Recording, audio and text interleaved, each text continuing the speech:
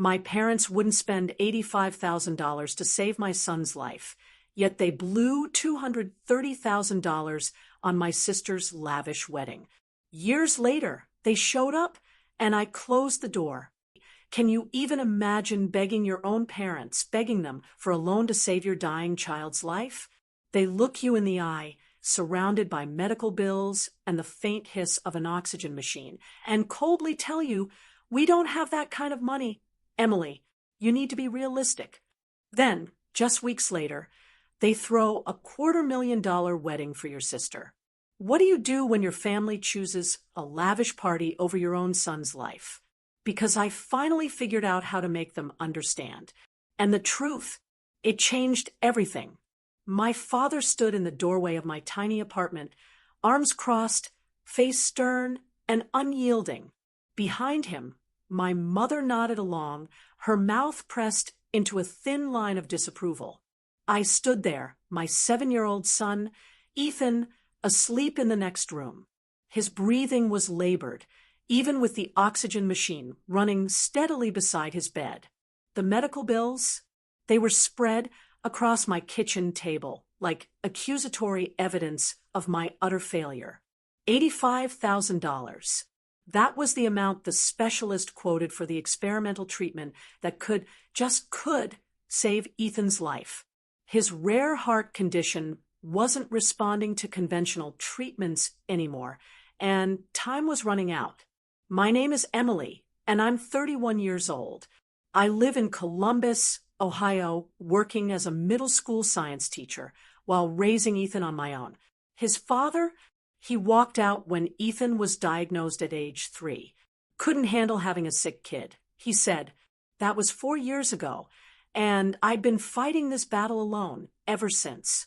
My parents lived 20 minutes away in their comfortable suburban house, the same house where my younger sister, Claire, still had her childhood bedroom preserved like a shrine. Realistic? I repeated, my voice cracking, fragile. My son might die without this treatment. The doctor said he is maybe 6 months if we don't act now. My mother stepped forward, her hand touching my father's arm in that familiar way she did when she wanted to soften his message, but never, ever contradict him. "Honey, we understand this is difficult, but we've already helped you so much over the years. We paid for 3 of his surgeries. We can't just empty our retirement accounts." "I'm not asking you to empty them," I pleaded, my voice rising. "I'm asking for a loan. I'll pay you back every penny. I'll get a second job. I'll do whatever it takes." My father just shook his head slowly. "Emily, you're barely keeping your head above water as it is. How would you possibly pay us back? Be sensible. There are payment plans, medical financing options. You should look into those." I had looked into them. Believe me, I'd spent weeks researching every possible avenue. The payment plans would take too long. Ethan didn't have years to wait. The medical financing companies wanted interest rates that would bury me for decades. And most wouldn't even approve me anyway because I was already drowning in medical debt. "I've tried everything," I whispered, my voice raw. My mother's expression softened slightly, and for a moment, just a flicker, I thought she might convince my father. But then he spoke again, his voice firm, final. "We can't do it, Emily. I'm sorry, but we have to think about our own future, too. We're not getting any younger." They left shortly after, and I stood at the window watching their car pull away. The weight of their refusal settled over me like a suffocating blanket. I walked into Ethan's room and sat beside his bed, listening to the steady hiss of the oxygen machine. His small chest rose and fell unevenly. He looked so peaceful in sleep, utterly unaware that his own grandparents had just, effectively, sealed his fate. I made calls the next day. I reached out to every family member I could think of, distant cousins, my mother's siblings, anyone who might help. Most offered sympathy and small amounts that wouldn't even make a dent. My Aunt Teresa sent $500 with a note saying She wished it could be more. I appreciated every penny, but I was trying to fill an ocean with a teaspoon. 2 weeks later, I came home from a particularly brutal day at school to find Ethan struggling to breathe. His lips had a blue tinge that sent panic shooting through me like an electric shock. I called the ambulance, and they rushed him to the hospital. The doctor stabilized him, but the cardiologist pulled me aside with a grim expression. His condition is deteriorating faster than we anticipated, Dr. Morrison said. Without that treatment we discussed, I'd say he is 3 months at most, maybe less. I nodded numbly, unable to speak past the lump in my throat. Asterisk 3 months? My baby had 3 months unless I could find $85,000. Asterisk, I started a crowdfunding campaign that night, pouring my heart into the description, sharing photos of Ethan's bright smile from before he got so sick. Friends shared it, teachers from my school donated. Even some of my students' parents contributed. But after 2 weeks, I'd only raised $12,000. It wasn't even close to enough. Then came the phone call from Claire. My sister's voice was breathless with excitement, practically bubbling over. Emily, I have the most amazing news. Jeffrey proposed. We're getting married. I tried to muster enthusiasm, despite the crushing heaviness in my chest. That's wonderful, Claire. Congratulations. I know, right? And Mom and Dad are being so incredibly generous. They're paying for the whole wedding. Can you believe it? They said we can have whatever we want. No budget limits. Jeffrey and I are thinking a destination wedding. Maybe Italy or the south of France. Oh, Emily, it's going to be absolutely perfect. My hand tightened around the phone, my knuckles white. No budget limits. None. Dad said this is his little girl's special day, and nothing is too good. We're meeting with wedding planners next week. The wedding won't be for another year, but we want to start planning now to make sure we get exactly what we want. I stood there in my tiny apartment, medical bills stacked on every surface, my son fighting for every breath in the next room, and listened to my sister gush about her unlimited wedding budget. Something cold and hard formed in my chest. A seed of understanding. An idea. It would take root and grow, slow and steady, in the months to come. The months that followed were a blur of hospital visits and mounting despair. I maxed out every credit card I owned, took out personal loans at predatory interest rates, and sold everything of value I possessed. My grandmother's ring, the one thing of my own mother's I'd been given, went to a pawn shop for $800. My car got downgraded to a 15-year-old sedan that barely ran. I moved from my one-bedroom apartment to a studio to save on rent.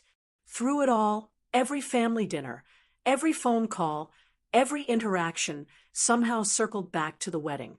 My parents were utterly consumed with it, attending tastings at five-star restaurants, touring venues in Tuscany via video call, discussing floral arrangements that cost more than my monthly salary. I tried to be happy for Claire. I really did. She was my little sister, and there had been a time when we were close. But that closeness had faded over the years as it became clear that our parents saw us very, very differently. Claire was the golden child, the one who did everything right. She graduated college with honors, landed a prestigious job at a marketing firm, dated the right kind of men from good families. I was the one who got pregnant at 23 by a man who turned out to be worthless, who chose teaching instead of a more lucrative career, who couldn't even keep her son healthy. One evening in July, my mother called me. Emily, honey, we need to talk about the wedding. What about it? I was exhausted, having just finished a summer school session and spent 3 hours at the hospital with Ethan. Well, Claire wants you to be a bridesmaid, of course. But the dresses are going to be about $300, and we need you to order yours soon. $300. I did the math in my head. That was almost enough for 2 weeks of Ethan's medications. I don't know if I can afford that right now. There was a pause. Emily, this is your sister's wedding. I know that things are really tight. Ethan's medical expenses. You're always talking about Ethan's medical expenses, my mother interrupted, her voice taking on an edge. I understand he's sick, but life goes on for the rest of us. This is Claire's special day. I closed my eyes, trying to control the surge of pain and anger. Can I think about it? The deadline for ordering is next week. Claire has her heart set on having you in the wedding party. After we hung up, I sat in the dark of my studio apartment and cried. How had it come to this? How had my family become so blind, so utterly oblivious to what was happening? My son was dying, and they were worried about bridesmaid dresses and seating charts. Ethan's condition continued to decline. The experimental treatment was no longer an option. We'd missed the window. The doctors shifted to palliative care, focusing on keeping him comfortable. Every day, I watched my son fade a little more, his bright spirit dimming along with his physical strength. He stopped asking when he could go back to school. He stopped talking about wanting to be a scientist when he grew up. He knew, in the way children somehow know, that he was running out of time.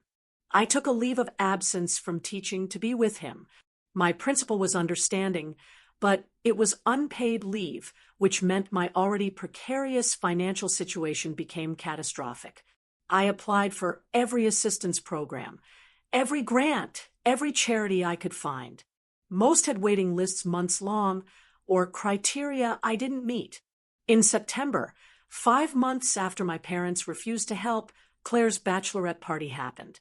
My mother called to tell me all about it. They'd rented a villa in Napa Valley for spa treatments. A private chef. It was absolutely magical, my mother gushed. Claire was so happy. You should have seen her face. How much did it cost? I asked, unable to stop myself. Oh, I don't know exactly. Your father handled all that. Maybe $10,000. But it was worth every penny to see Claire so joyful. $10,000. More than a tenth of what could have saved Ethan, spent on a single weekend. I felt something inside me crack, a foundation of familial loyalty that I'd been clinging to despite everything crumbled. That sounds wonderful, I said flatly. You know, Emily, I wish you'd try to be more excited about this wedding. Claire feels like you're not really supporting her. I laughed, a harsh, bitter sound that startled even me. Claire feels I'm not supporting her? She does. She's noticed you've been distant, and you still haven't confirmed whether you'll be a bridesmaid. I can't afford the dress, Mom. I told you that. Well, maybe if you managed your money better, you wouldn't always be in this position. The words hung in the air like poison. Manage my money better, as if I had been spending frivolously instead of fighting to keep my child alive. As if the crushing weight of medical debt was some kind of personal failing rather than the result of a broken healthcare system and a family that chose fancy parties over their grandson's life. I have to go, I said. Ethan needs me. Of course he does, my mother replied, and I heard the unspoken judgment in her tone. You know, Emily, maybe if you weren't so focused on Ethan's problems all the time, you'd be able to enjoy life more. Claire manages to balance everything so well. I hung up without saying goodbye. October brought a cold snap that seemed to settle into my bones. Ethan was in and out of the hospital, his small body fighting a battle it couldn't win. The doctor spoke in hushed tones about weeks, not months. I spent every moment I could beside his bed, reading him his favorite books, telling him stories about what heaven might be like, holding his hand through the pain. My parents visited occasionally, usually on their way to or from some wedding-related appointment. They'd stay for 20 minutes, pat Ethan's hand awkwardly, and leave with visible expressions of relief. It was hard to watch their discomfort around their dying grandson. hard to see how eager they were to escape back to the happier world of wedding preparations. Claire came once. She stood in the doorway of Ethan's hospital room, perfectly dressed in designer clothes that probably cost more than my rent, and barely made it 5 minutes before claiming she had to leave for a dress fitting. "He's so thin," she whispered to me in the hallway, as if this was news, as if I hadn't watched my son waste away day by agonizing day. "Yes," I said simply, my voice devoid of emotion. "It must be so hard for you." She touched my arm in a gesture that might have been meant as comfort, but felt utterly performative. "But you're so strong, Emily. You always have been strong." I'd heard that word so many times in the past year, usually from people who were relieved they didn't have to be. Asterisk, strong enough to handle this alone. Strong enough not to need help. Strong enough to watch your child die, while your family spent a fortune on a party. Asterisk, the wedding is in 3 weeks. Claire continued. "I really hope you'll reconsider being a bridesmaid. It would mean so much to me, and it might be good for you. You know, a chance to celebrate something happy, to have a break from all this. A break. As if I could take a vacation from my son's death. As if I could put on a smile and an overpriced dress and pretend everything was fine while Ethan fought for every breath. I'll think about it." I lied because it was easier than explaining how her words made me feel. The wedding invitations had arrived at my apartment 2 months earlier. Heavy cardstock with gold embossing. The invitation suite alone probably cost $50 per guest. I did the math automatically now, converting everything into medical treatments we couldn't afford. The invitations could have been a month of physical therapy. The venue deposit could have been a year of medications. I learned later that the final cost of Claire's wedding was $230,000. $230,000. The number echoed in my head like a scream. They'd spent nearly 3 times what could have saved Ethan's life on a single day of celebration. The venue alone cost $80,000, roughly what I begged for. The flowers were $15,000. The food was $40,000. The dress was $12,000. I learned these numbers gradually through overheard conversations and my mother's casual mentions. She had no idea what each figure did to me, how every dollar amount felt like a knife wound. Or maybe she did know and simply didn't care. 2 weeks before the wedding, Ethan had a particularly bad day. His heart was giving out, the monitors screaming their warnings, nurses rushing in. I stood beside his bed, gripping his small hand, and watched the medical team fight desperately to stabilize him. They succeeded, but Dr. Morrison pulled me aside afterward. "Emily, he doesn't have much time left. Days, maybe a week. I think you should consider calling family, anyone who might want to say goodbye." I called my parents. My father answered, sounding distracted. "Emily, we're right in the middle of the rehearsal dinner preparations. Can this wait?" "Ethan is dying," I said, my voice hollow, raw. "The doctor says days at most." There was a pause. Then, "Oh, Emily, I'm so sorry.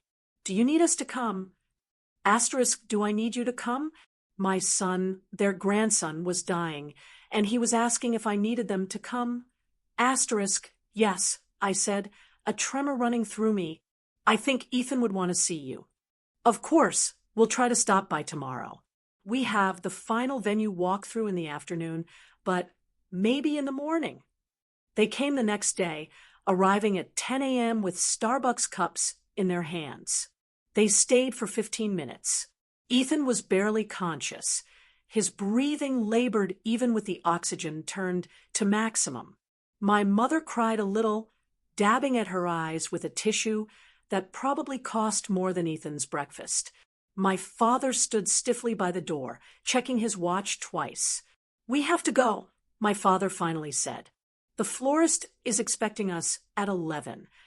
"The florist," I repeated numbly, "for the centerpieces. It's important we get this right. There's no time for mistakes this close to the wedding. He seemed utterly oblivious to the irony of his words. Standing in a room where the ultimate mistake, choosing flowers over family, was about to claim its final victim. They left with promises to come back soon. Promises I knew they wouldn't keep. Claire never came to say goodbye to her nephew. She was too busy with last-minute wedding emergencies, like the fact that the string quartet she'd hired had a cellist who'd fallen ill and been replaced. This was apparently a crisis worth multiple frantic phone calls. Ethan died on Tuesday morning, 3 days before Claire's wedding.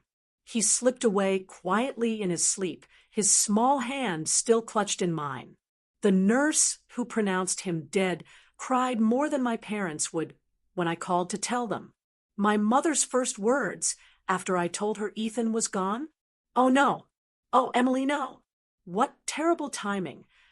Terrible timing, because the funeral would interfere with their party.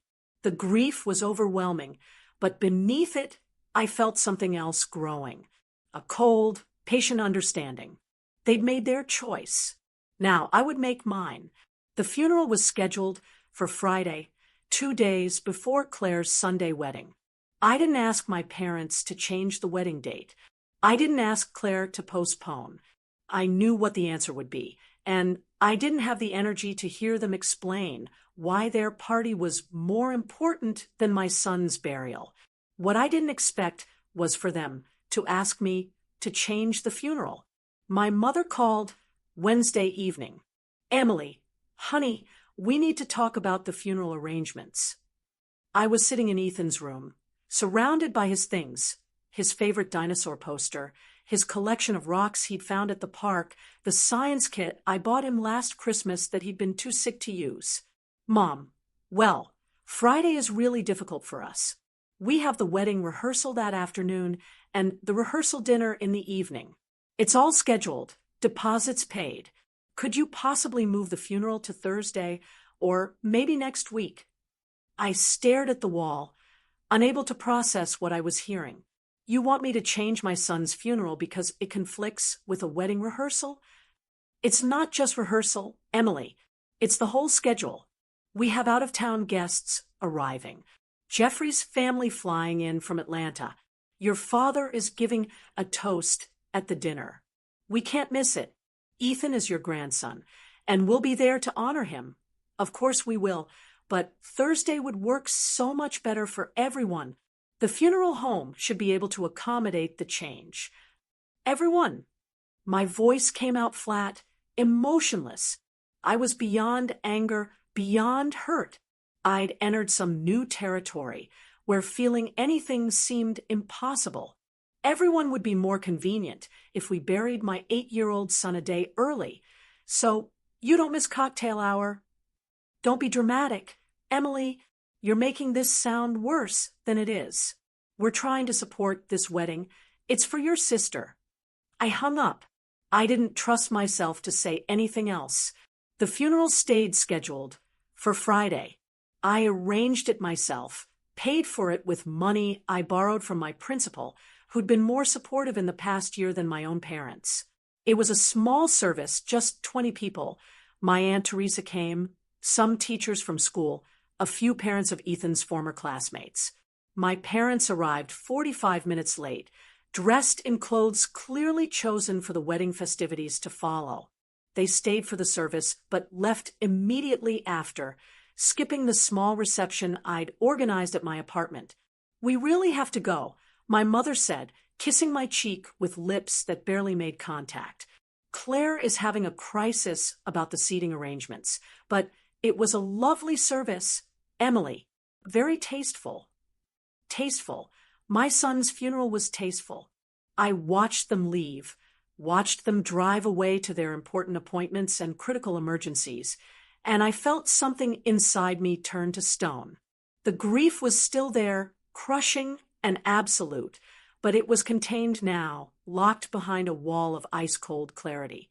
Saturday, I spent alone in my apartment, surrounded by sympathy cards and medical bills. The crowdfunding campaign that had raised $12,000 had been closed, the money used up months ago on treatments that only delayed the inevitable. I owed $73,000 in medical debt, had maxed out credit cards totaling another $25,000, and my rent was 2 months overdue. Ethan's death hadn't ended my financial nightmare. It had just made it pointless. My phone buzzed with messages from distant relatives and friends asking if I was okay, if I needed anything. I didn't respond. What I needed was impossible. I needed my son back. I needed my parents to have been different people. I needed to wake up and discover the past year had been a nightmare. Sunday morning, Claire's wedding day. I woke at dawn. I hadn't planned to think about it. I hadn't wanted to acknowledge it was happening. But my phone lit up with a text from my mother. "Wish you were here to share this special day. Claire looks absolutely stunning." I stared at that message for a long time. Wish you were here, as if I'd simply chosen not to attend, as if I was missing it because of a scheduling conflict, rather than because I'd buried my son 2 days earlier. I got dressed and went for a walk. Columbus was beautiful in late October, leaves turning golden red. Ethan had loved autumn. We'd planned to go to the pumpkin patch this year, just one more thing that would never happen. My phone continued buzzing throughout the day. Photos from the wedding. My mother had added me to some kind of group chat with extended family. I watched the images load one by one. The venue in Tuscany photographed at golden hour. Claire in her designer gown. A dress that cost more than most people's cars. The floral arrangements, elaborate and excessive. The 5-tier cake. The champagne tower. The string quartet playing on a terrace overlooking Vineyard Hills. $230,000 of celebration, while my son's body lay in a cemetery where I couldn't even afford a proper headstone yet. I scrolled through the photos with a strange sense of detachment. Everyone looked so happy. My father, in his tuxedo, beaming with pride. My mother, elegant in her mother-of-the-bride dress that probably cost $3,000. Claire and her new husband, faces glowing with joy and possibility. Extended family members I'd call begging for help, now dressed in their finest, celebrating with champagne that cost more per bottle than they donated to Ethan's treatment fund. One photo showed my parents dancing, my mother's head thrown back in laughter. The caption read, "Best day ever. So blessed." I set my phone down and walked to the bathroom. I looked at myself in the mirror. I'd lost 15 pounds in the past month, and my eyes were sunken, circled with dark shadows. I looked like I'd aged 10 years. I looked like someone who'd watched their child die while their family partied. That night, alone in my studio apartment, I made myself a promise. This wasn't over. They thought they could discard Ethan's life, discard me, and move on to their happy celebrations without consequence. They thought their money, their social standing, and their self-centered priorities could insulate them from accountability. They were wrong. I didn't know how yet, but I would make them understand what they'd done. I would make them feel a fraction of what I'd felt. Not revenge, exactly. Justice. A reckoning. I pulled out a notebook and started writing down everything. Every conversation, every refusal, every dollar amount. I documented the timeline. When I'd asked for help, when they'd refused, when Claire's wedding planning began, when Ethan died. I wrote down who'd been at the funeral, who hadn't. I noted every expense my mother had mentioned for the wedding. I wasn't sure what I'd do with this information, but I knew I needed it. Evidence. Proof. A record of everything that had been taken from Ethan, from me. My phone buzzed again. Another text from my mother. Home from Italy, exhausted but so happy. Claire and Jeffrey's first dance was magical. I'll send you the video. I typed back. Glad you had a good time. 3 dots appeared, disappeared, appeared again. Finally, We'll come by next week to check on you. I'm sure you're feeling better by now. Feeling better, as if grief worked on a schedule, as if 1 week after your child's death, you were expected to be recovered and ready to hear about how magical someone else's party was. I didn't respond. The weeks after the wedding passed, in a gray haze, I returned to work, moving through my days like a ghost. My students were kind, softer with me than they'd ever been. The administration had granted me extended bereavement leave, but I declined. I needed the structure, needed something to fill the hours that used to be consumed by doctor appointments and medication schedules, and hope. My parents called occasionally, brief check-ins that felt more like obligations than genuine concern. "How are you holding up?" they'd ask, and then filled the silence with updates about Claire's honeymoon, about remodeling projects they were planning, about holiday plans. They never mentioned Ethan. It was as if he'd never existed, as if acknowledging his absence might spoil their good mood. Claire sent a single text. "I'm sorry about everything. I hope we can move past this." Move past this. Move past watching my son die. Move past being abandoned by my family. Move past the fact that she'd had a $250,000 wedding while my child suffocated to death because we couldn't afford treatment. I didn't respond to that either. In December, 2 months after Ethan's death, my parents invited me to Christmas dinner. I almost declined, but curiosity got the better of me. I wanted to see them, to understand how they lived with what they'd done. Their house was decorated like something from a magazine spread. A 12-foot tree, professionally decorated, garlands and lights on every surface. The smell of expensive catering filled the air. Claire and Jeffrey were already there when I arrived, looking tanned and relaxed from their honeymoon in Bali. Emily, my mother, hugged me, her perfume overwhelming. "I'm so glad you came. We've missed you." I stood stiffly in her embrace. "Thank you for inviting me." Dinner was elaborate, prime rib, lobster tails, sides I couldn't even name. Wine that my father proudly announced cost $200 a bottle. Everyone talked and laughed, sharing stories from the wedding, from the honeymoon, from their comfortable lives. I sat quietly, pushing food around my plate. "Emily, you're so quiet," Claire said, her voice carrying that concerned tone that didn't reach her eyes. "Are you okay?" "I'm fine. Jeffrey and I were thinking maybe you should consider moving somewhere else. A fresh start might help you heal. Columbus has too many sad memories now." I looked at her, at this woman who was my sister in name only. Where would I go? "I don't know. Somewhere cheaper. Maybe. I know you're struggling financially. Jeffrey's company has an office in Kansas City. Cost of living is much lower there. We could help you find something. Asterisk, help me move away. Remove the uncomfortable reminder of their choices. Asterisk, I'll think about it," I said. Another lie. My father cleared his throat. "Emily, your mother and I have been discussing your situation. We think you need to consider bankruptcy. It's the responsible thing to do, given your debt. Bankruptcy for your medical bills. You'll never pay them off on a teacher's salary. Better to just wipe the slate clean and start over." Asterisk, start over. As if Ethan was a mistake to be corrected, a financial error to be written off. Asterisk, we could help you find a good bankruptcy attorney, my mother added. Your father knows several. I set my fork down carefully.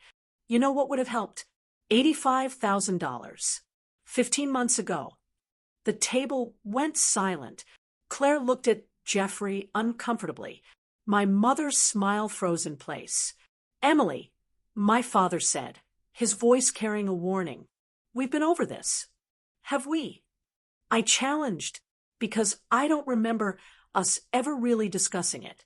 You said no, and that was it. We made a difficult decision based on our financial situation. Your financial situation? I gestured around the lavish room. This doesn't look like financial difficulty. The $230,000 wedding doesn't suggest financial difficulty. Claire's face flushed. That's not fair, Emily. Isn't it? I stood up, my chair scraping harshly against their expensive hardwood floor. You spent almost 3 times what could have saved Ethan's life on a single day. A party, flowers and cake, and a dress you'll wear once. Emily, that's enough, my father said, standing as well. His face was red, angry. We made the choice we thought was right. We're not going to apologize for supporting your sister's happiness. And Ethan's life? What about supporting that? He was sick, my mother said, her voice shaking. The doctor said there was no guarantee the treatment would work. We weren't going to throw away money on something that might not even help. But you'd throw away twice that much on party favors and centerpieces that went in the trash the next day. Get out, my father said, his voice thundering. If you're going to be disrespectful, you can leave. I grabbed my coat. Don't worry, I'm going. You're just bitter because your life didn't turn out the way you wanted. Claire called after me, her voice dripping with venom. It's not our fault you made bad choices. I stopped at the door and turned back. They were all standing now, a unified front against me. My parents, my sister, her husband, all of them comfortable, secure, righteous in their positions. Bad choices, I repeated, my voice dangerously calm. Like trusting family? Like believing blood meant something? Like thinking you'd choose your grandson over a party? I walked out into the cold December night and got into my beat-up car. I sat there for a moment, watching through the window as they settled back down to their expensive dinner, probably already dismissing me as dramatic, unstable, ungrateful. That was the last time I spoke to any of them for 4 years. Life continued, because that's what it does. I declared bankruptcy, as my father had suggested, wiping out most of my medical debt, but destroying my credit for years to come. I moved to a cheaper apartment in a worse neighborhood. I took on tutoring jobs in the evenings and summers to make ends meet. I existed, but I didn't live. I also planned. I couldn't touch them yet. I was too powerless, too broken, too consumed with grief and survival. But I was patient.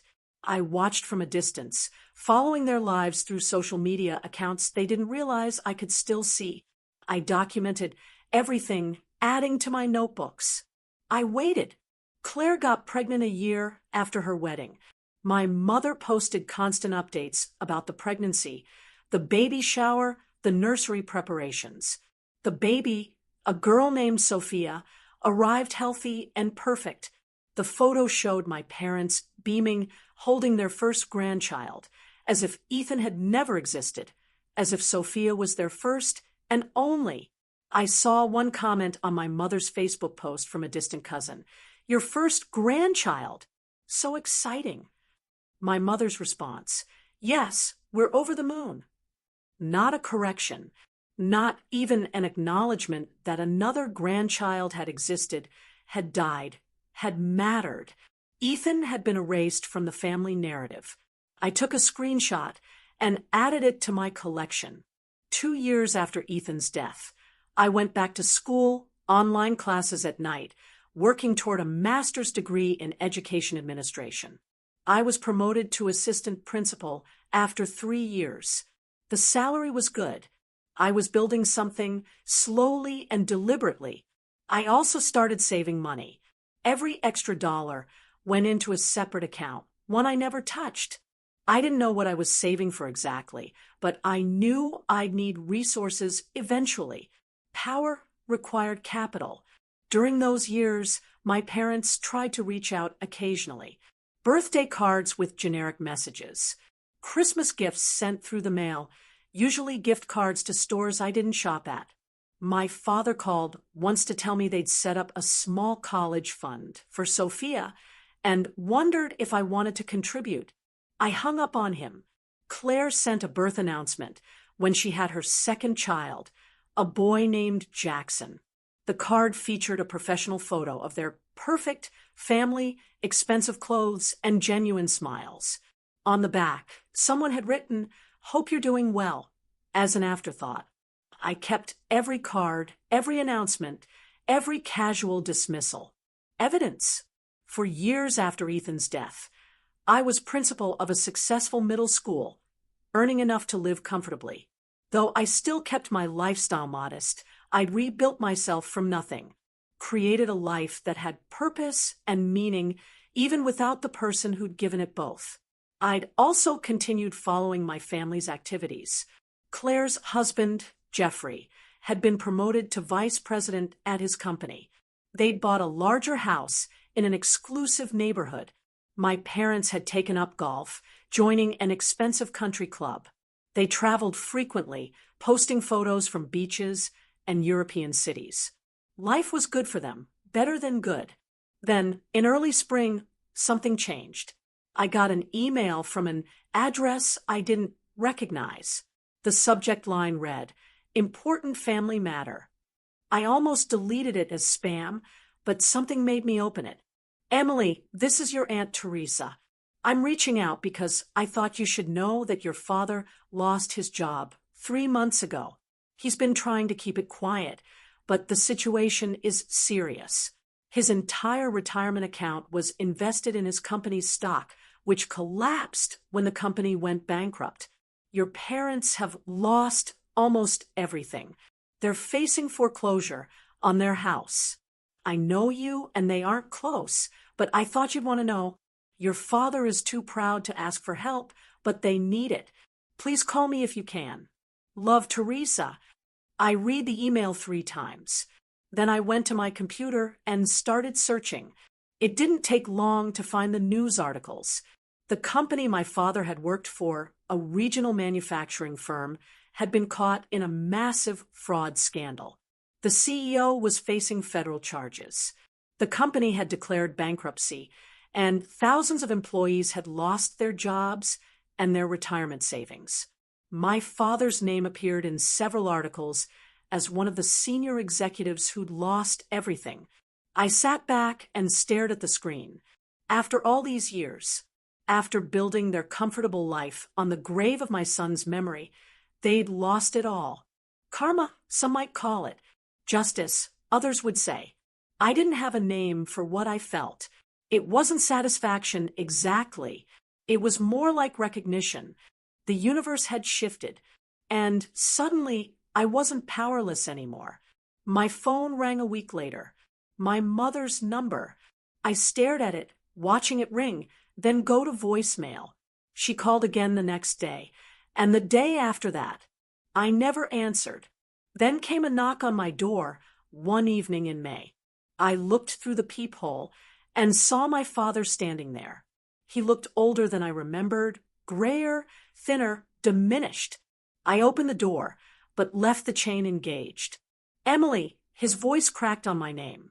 "Please, we need to talk. Can I come in?" "No." He flinched. "I know things have been difficult between us. I know we've made mistakes, but we're family.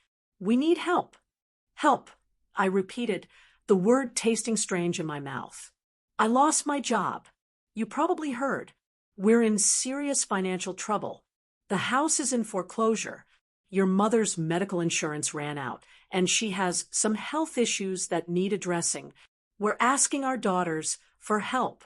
Claire and Jeffrey are doing what they can, but they have their own family to support. We thought maybe you could contribute something, even a small amount. A loan, perhaps, that you could pay back when your situation improves." I stared at him through the gap in the door. "When my situation improves. I know you're doing better now. I saw online that you're a principal. That must pay well. We wouldn't ask if we weren't desperate." "Desperate," I said softly, a wry smile touching my lips. "That's interesting. I remember being desperate once." His face colored. "Emily, please. This isn't the time to dredge up the past. Is it?" I smiled, and it wasn't a kind expression. "You're asking me for money because you're facing financial ruin. That sounds familiar. This is different. How? Were your parents, and Ethan was your grandson? The silence stretched between us like a chasm. How much do you need? I finally asked. Hope flared in his eyes, desperate and immediate. We owe about $90,000 on the house. If we could come up with that amount, we could keep it, but anything would help. Even 20 or 30,000 would give us time to figure something out. Asterisk dollar 90,000. More than what could have saved Ethan. Asterisk, I felt something cold and final settle in my chest. I'll think about it, I said, and closed the door in his face. Behind the closed door, I leaned against the wall and smiled. Finally, after 4 years of waiting, of planning, of building myself back up from nothing, the opportunity I'd been waiting for had arrived. Now came the reckoning. I didn't contact my parents for 2 weeks. Let them wait. Let them wonder. Let them feel the gnawing anxiety of uncertainty. Every day that passed, their situation grew more dire. I knew this because I'd started checking the public foreclosure listings. Their house, the house I'd grown up in, was scheduled for auction in 45 days. During those 2 weeks, my mother called 17 times. My father called 9. Claire sent 3 lengthy text messages explaining how our parents had always done their best, how they were good people who'd made some mistakes, how family was supposed to forgive and help each other. The irony was apparently lost on her. I responded to none of them. Instead, I did research. I looked into their financial situation as thoroughly as I could from the outside. The house was worth about $320,000, and they owed $90,000. They had equity, but not enough to start over somewhere nice. They'd have to move to a modest apartment, maybe in a less desirable area. They'd have to learn to live on Social Security and whatever my father could scrape together from a new job. If anyone would hire a 63-year-old disgraced executive, it would be hard for them. Humbling. A complete reversal of the comfortable life they'd built. But they'd survive. That was the crucial difference between their situation and what Ethan had faced. They weren't going to die. They were just going to be uncomfortable. On the 15th day, I finally called my father back. Emily, he sounded breathless, desperate. Thank God. I was so worried you wouldn't call. I've been thinking about your request. I could hear the hope in his voice, pathetic and naked. I want to meet all of you. You, Mom, and Claire. We need to have a conversation. Of course. Of course. When? Where? We can come to you, or we can meet somewhere neutral. Whatever you prefer.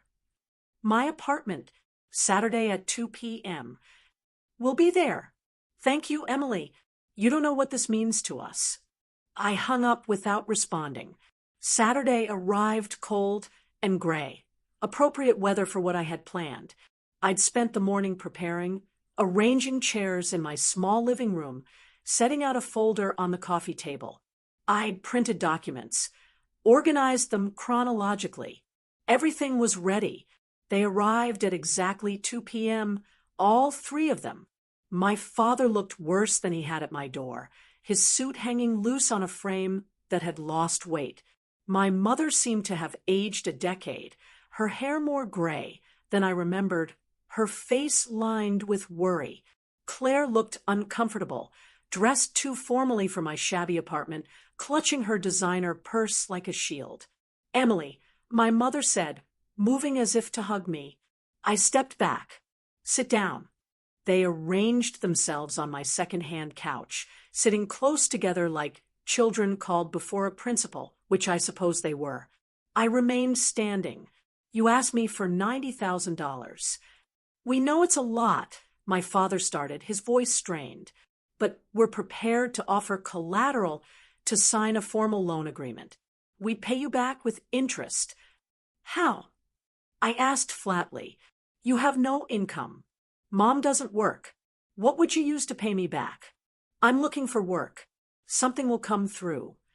At 63, with your reputation attached to a fraud scandal? He flinched. That wasn't my fault. I had no idea what the CEO was doing. Ignorance isn't innocence. You were a senior executive. You should have known. I picked up the folder from the coffee table. But we're not here to discuss your career failures. We're here to discuss your request for money. Will you help us? My mother asked, her voice small, almost a whisper. That depends. I have some questions first.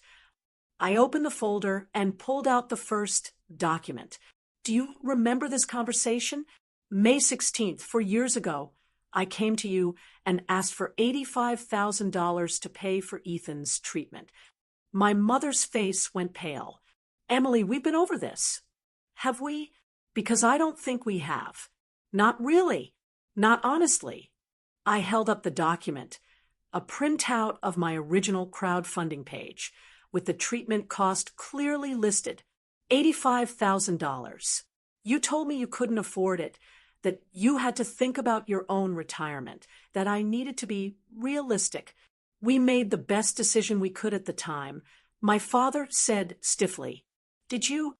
I pulled out another paper. This is a receipt from Claire's wedding planner. Total cost of services, $230,000.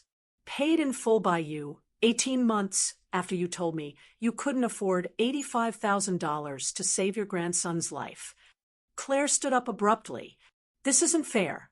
You're twisting everything. Sit down, I said, my voice hard enough that she immediately obeyed. I'm not finished.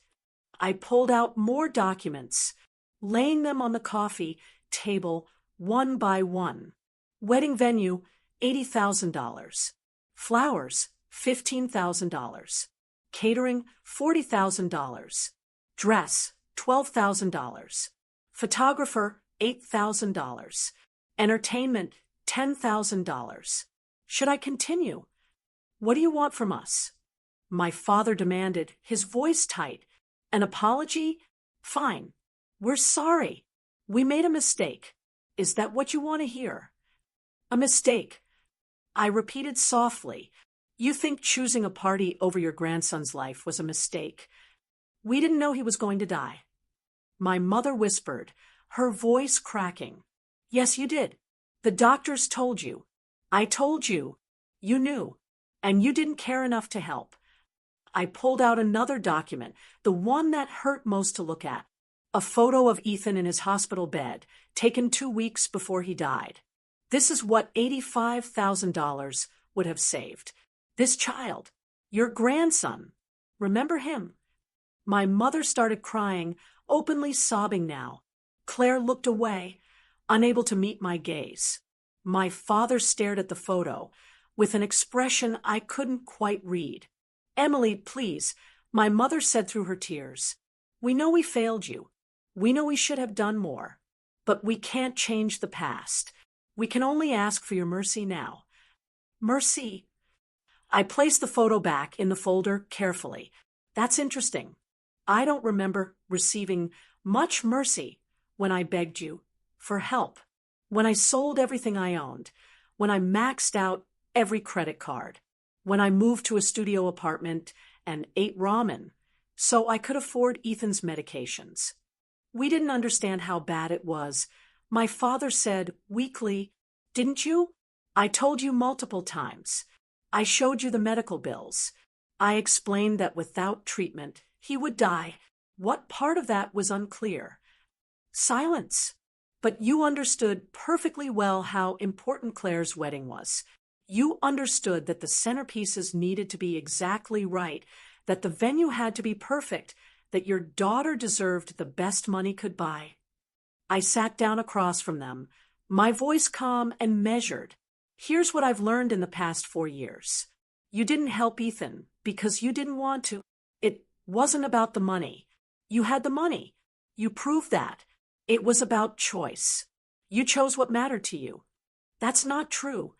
Claire protested, finally finding her voice again. They were trying to protect their retirement. Were they? Because they spent almost 3 times their retirement concerns on your wedding. Math doesn't lie, Claire. Priorities don't lie.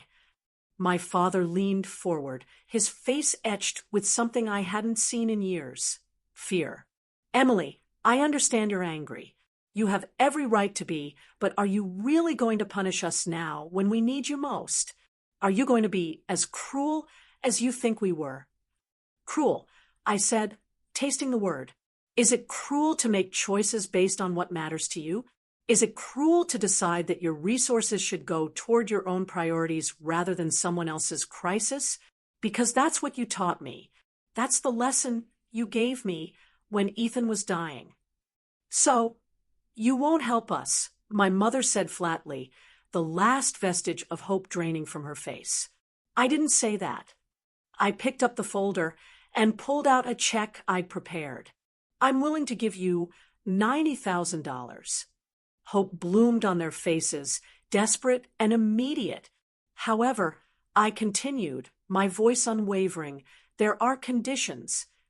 Anything, my father said quickly. We'll sign whatever you want. Payment plans, interest, collateral. It's not about payment. I set the check on the table between us.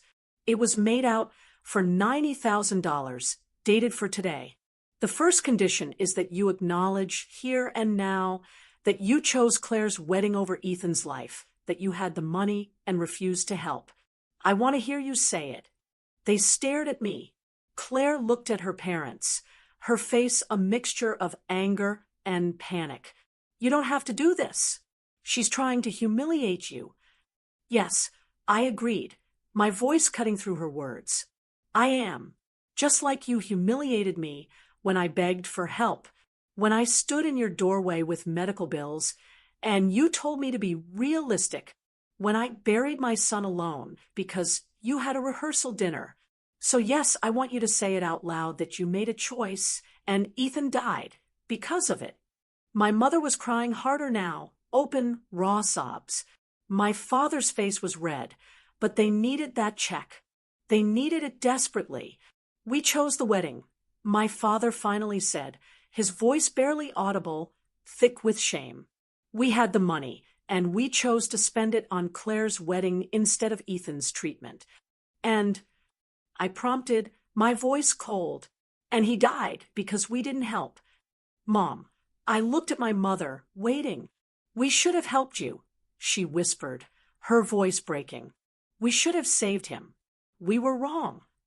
I turned to Claire. And you? What's your role in this? I didn't know, she said quickly, desperately. I didn't know they'd refuse to help Ethan. Didn't you? You never wondered where the money for your elaborate wedding came from. You never thought it was odd that I asked you to move your bachelorette party because Ethan was in the hospital, and you refused? You never questioned having your wedding 3 days after your nephew's funeral. She had no answer. Here's the second condition. I continued. You take this money, you save your house, and you never contact me again. No birthday cards, no Christmas gifts, no phone calls. You remove me from your lives completely, the way you removed Ethan from your memories. You go back to pretending I don't exist. Emily, you can't mean that. My mother said, aghast. We're family. No, I corrected her, my voice unwavering. We share DNA. Family is something else. Family shows up. Family sacrifices. Family doesn't let children die while they plan parties. I stood up and walked to my door, opening it wide. Those are my conditions. Take the check or leave it. You have 60 seconds to decide. They looked at each other. A silent conversation happening in glances and desperate expressions. I watched them calculate, watched them weigh their pride against their utter desperation. It took them 43 seconds. My father picked up the check. We accept your conditions, he said, his voice hollow, defeated. Good. There's a document on the table next to the check. It's a formal agreement that you'll have no further contact with me. Sign it. They signed without reading it, which told me everything I needed to know about how truly desperate they were. My father's signature was shaky. My mother could barely hold the pen through her tears. Claire signed with angry, sharp strokes, her face red with suppressed rage. When they finished, I collected the document and handed them the check. "You can go now." "Emily, my father started, but I cut him off. You agreed to the conditions. No contact means no contact. Leave." They filed out silently, my mother crying, my father's shoulders slumped, Claire walking stiffly beside them. I closed the door behind them and locked it. Then I walked to my bedroom and opened my laptop. I pulled up my bank account and looked at the balance. The $90,000 I'd just given them had been transferred from my savings this morning. That account now showed $12,000 remaining. Years of careful saving, of living modestly, of putting aside every extra penny reduced to almost nothing. But I wasn't done. I opened my email and composed a message to my Aunt Teresa, the only family member who'd shown any real concern for me over the years. I attached a document, a letter I'd written months ago, waiting for the right time to send it. "Aunt Teresa, I wanted you to know what really happened with Ethan. I've attached a complete timeline of events, including all the requests I made for help and the responses I received.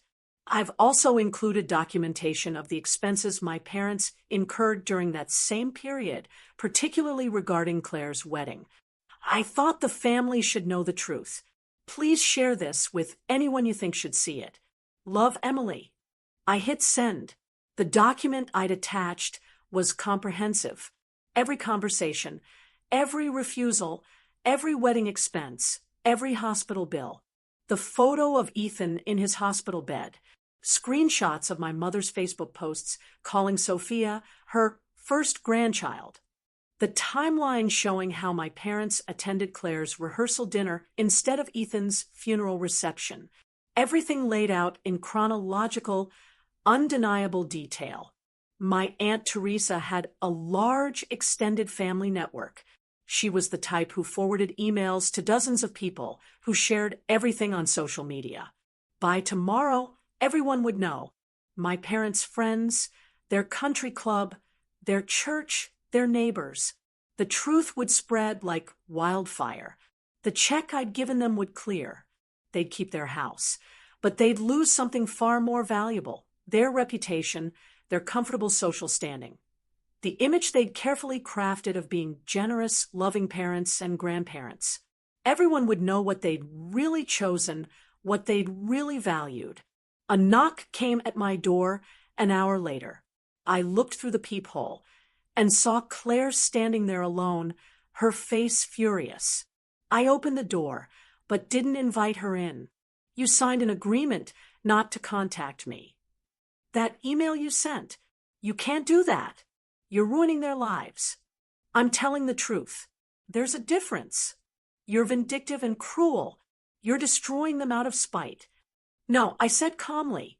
"I'm giving them exactly what they gave me. Consequences. Actions have consequences. Claire, they made choices, and now they get to live with them. Just like I've had to live with watching my son die. They gave you $90,000.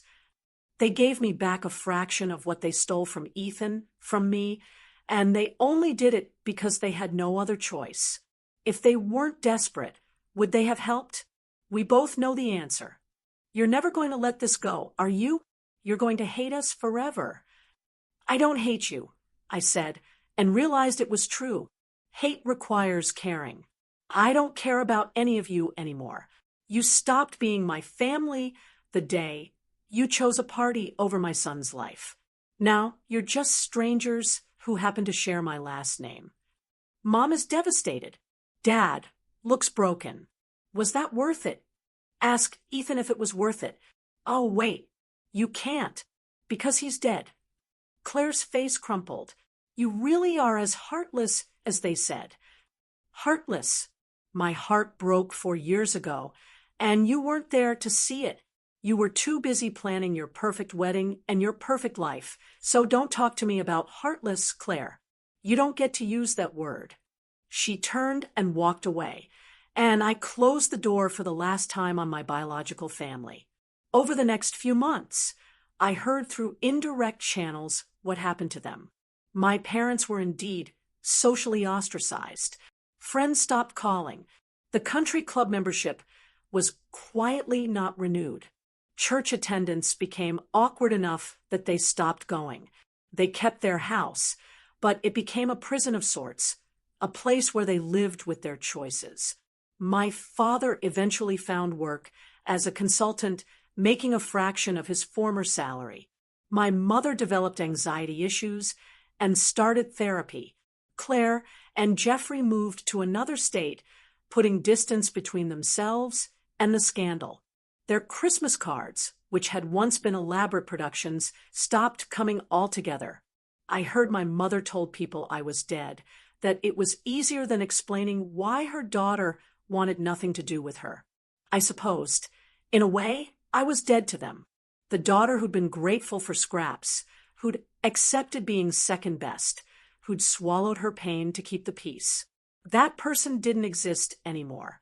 As for me, I continued building my life. I dated eventually, though carefully. I made real friends, the kind who showed up when things were hard. I traveled to places Ethan would have loved and scattered his ashes in beautiful locations around the world. I lived for both of us. The $90,000 I'd given my parents was worth it, not because they deserved help, but because it gave me closure. I'd proven I was the better person, the one who showed mercy even when none had been shown to me. And then I'd walked away, leaving them to live with the weight of their choices. Some might say I was cruel. That real forgiveness means letting go completely, helping without conditions. But those people never watched their child die alone while their family celebrated elsewhere. They never had to choose between electricity and medicine. They never had to bury their baby with borrowed money, knowing $250,000 had been spent on cake and flowers. I gave my parents what they'd asked for, on my terms. I'd lived up to my obligation as their daughter one final time. And then I'd closed that door forever, just as they'd closed the door on Ethan when he needed them most. In the end, it wasn't about cruelty. It was about justice, about balance, about ensuring consequences met actions. They taught me that family was conditional, that love had limits, that some lives mattered more than others. I simply returned their lessons, wrapped in a check they couldn't refuse, and a truth they couldn't escape. And I moved forward into a future they'd never be part of, carrying Ethan's memory with me, finally at peace. So, tell me, what would you have done in my shoes? How do you think you would have reacted to such an unimaginable betrayal? Have you ever faced a moment where you had to make a heartbreaking choice about family? I really want to hear your thoughts and experiences in the comments below.